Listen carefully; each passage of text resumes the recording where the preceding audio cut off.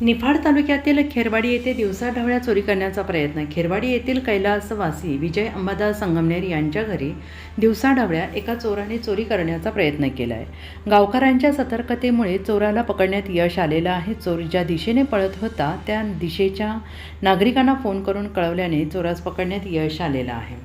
चोर पकडताना खेरवाडी गावातील गणेश विजय संगमनेर किरकोळ जखमी। गावकऱ्यांकडून चोराला मारहाण देखील करण्यात आलेली आहे आणि या घटनेची माहिती मिळताच सायखाडा पोलीस स्टेशनचे पोलीस अधिकारी घटनास्थळी येऊन त्यांनी आरोपीला ताब्यात घेतलं असून पुढील तपास सुरू आहे।